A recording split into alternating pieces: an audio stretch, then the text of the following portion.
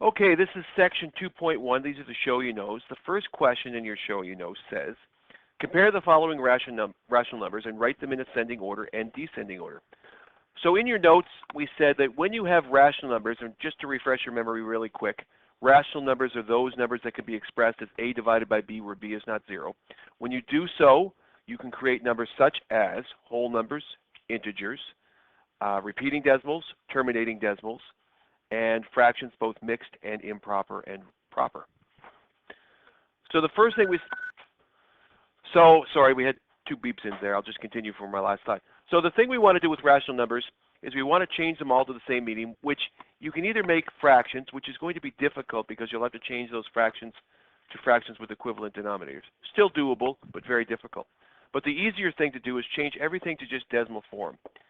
If you have a repeating decimal, write it with 3 significant place values and keep the ellipsis, the dot, dot, dot.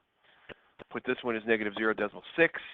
This one, remember we said before, you can either take this and divide the numerator by the denominator to create this, or if you wanted to change a fraction to it, you can find a base 10 denominator.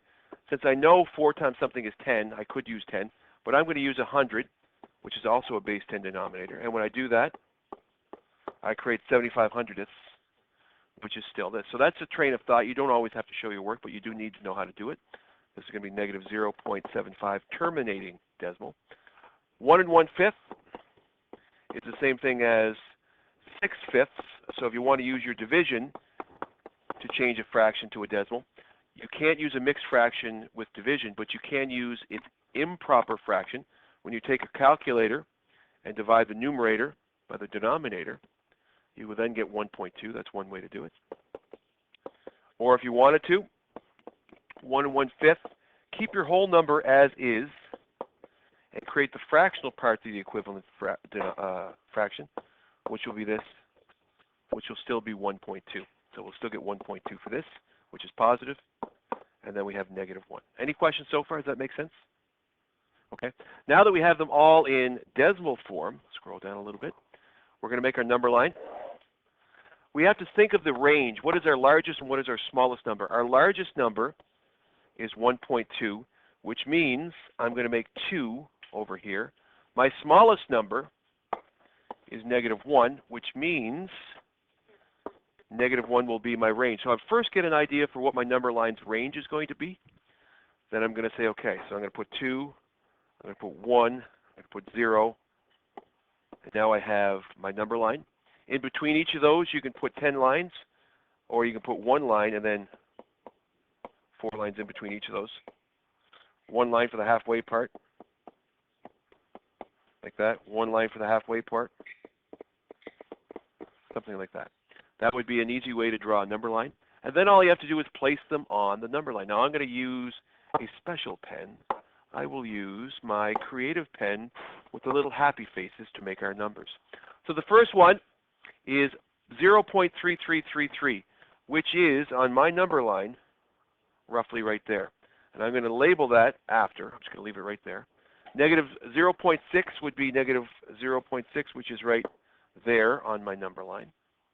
-0.75 will be right there. 1.2 is right there. And -1 is right there. So then I'm going to go back with my thing and put, okay, this is, I'm going to put it in the proper form that it came in. That's positive 1/3. This is going to be 1. Oh, I made a mistake. Oopsie daisy. This is supposed to be right there, isn't it? Oopsie daisy. This is 1.2. These ones here are -0.6. That's this one. This is -0.75, and this is -1. So now that we have them labeled, we now have on our number line all of the rational numbers in order. If I do it in descending order, I'm going to start with my largest. This is in descending order. 1.2 is my largest, followed by positive 0.3 repeating, followed by, oh, sorry, hang on. I got to put it in fractions. Oopsie daisy. I can't put 1.2. Let's start this again.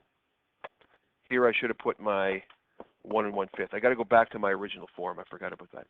And here for this one, I can't use the decimal form. Even though I changed it to decimal form, when I place it on my number line, I got to use my original form.